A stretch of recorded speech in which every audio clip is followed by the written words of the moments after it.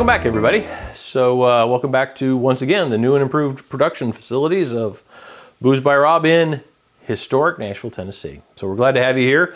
Tonight we have a great drink from the 1940s called the Mai Tai, which is a rum-forward drink. It was made by the Trader Vic's restaurant chain back in the 40s when the guys were coming out of World War II, and there was that big, everybody's wearing Hawaiian shirts and happy to be alive. So it's a rum drink. So we're going to start off with Bacardi white rum.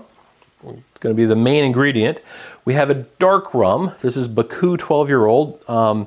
This has recently become our favorite dark rum to get. It's moderate. It's about $27 a bottle. That's what we can get it for, and it's really pretty tasty. The original recipe called for orange cointreau, which is an orange liqueur. It's a little hard to find, so we substituted Grand Maranier, which is a French orange liqueur. We have lime juice, fresh lime juice, squeezed by the production staff, and then we had the secret ingredient. It's hard to pronounce. Orgeat or Orgeat. It's spelled O-R-G-E-A-T, and it is an almond milk extract flavoring. Really kind of cool. Bought this on Amazon. I'll put a link below. You can also make it at home, and that's something I think we're going to try. It's a little pricey, but not crazy. So here's the cocktail. Let's go ahead and start building it. We've got ice in our Boston shaker, and we're going to start with 1.5 ounces of white rum. This is that new jigger I got from Barfly is the company. Really cool. Next, we're going to go with the orange, and we're going to use 3/4 ounce. Right there.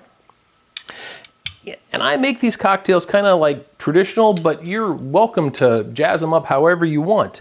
Actually, next, let's do the Orgeat. No, Orgeat. Orgeat. That's right. We need 1/2 ounce.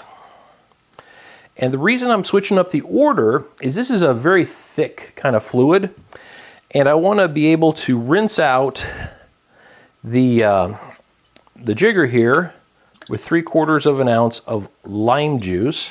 So we try and get it all out. That's the only reason behind it. We're going to leave the dark rum out for just a second. You'll see how we use it. All right, once again with the Boston shaker. Don't cram it on there. And this one only needs, the recipe called for 3 or 4 seconds of shaking. Pretty much it. All right, here we go. There we go. That's a real pain about these. All right, so now we have the whiskey. This is called the Pacific Tiki glass. Hawthorne strainer. And this has got crushed ice in it. Now, here's where we use the dark rum, is you actually just float some over the top. Darker the rum, the darker you'll see a little layer. We've got a metal straw here. It's made by whiskey. And the garnishes are a little bit of mint sprig. That looks pretty good. This is mint we grow. And then a little lime disc here. And that is your Mai Tai, a little tiki cocktail. Sooner or later, we'll start making some tiki cocktails in the cool mugs, but then you can't see the drinks, so they're coming. So cheers, folks. Stay safe. Enjoy the Mai Tai. I just spilled that down the front of me.